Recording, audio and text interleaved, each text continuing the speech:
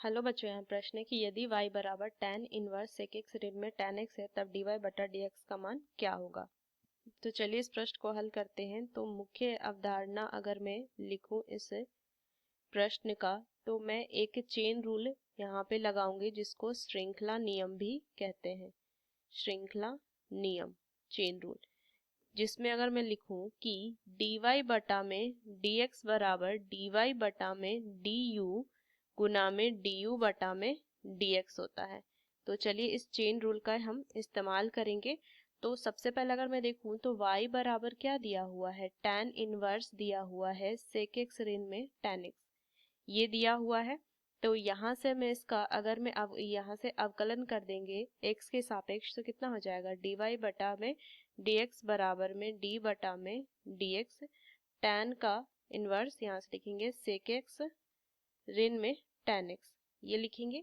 तो यहाँ से क्या हो जाएगा, dy बटा dx बराबर में, देखिए यहाँ पे मैं चेन रूल लगा दूंगी तो क्या हो जाएगा, एक बटा में एक जोड़ sec x ऋण में tan x का वर्ग गुना में d बटा में dx, यहाँ से क्या हो जाएगा, sec x का यहाँ से मैं लिख दूंगी x ऋण में tan x, ये लिखेंगे। तो dy बटा dx बराबर क्या आ जाएगा मान, एक बटा में यहाँ से लिख सकती हूँ एक जोड़ में sec स्क्वायर x जोड़ में tan स्क्वायर x ऋण में 2 sec x tan x, ये लिख सकती हूँ मैं।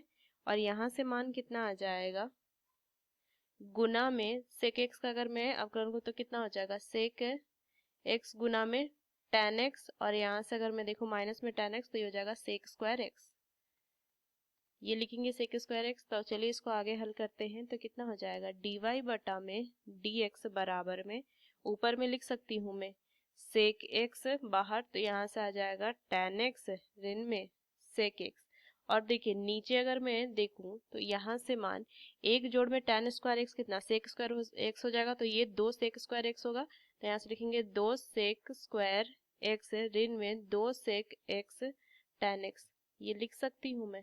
तो यहाँ से मान कितना आ जाएगा, देखिए इसको लिखेंगे sec x और ये tan x ऋण में sec x बटा में, देखिए यहाँ से अगर मैं -2 sec x बाहर ले लूँ तो यहाँ से क्या बच जाएगा, tan x ऋण में sec x, ये बचेगा। तो देखिए ये और ये कट जाएगा और यहाँ से sec x से ये कट जाएगा तो मान ऋण में 1/2 आ जाएगा। तो dy बटा dx का मान जो आएगा वो ऋण में 1/2 आएगा। तो देखिए कौन सा विकल्प सही है, डी।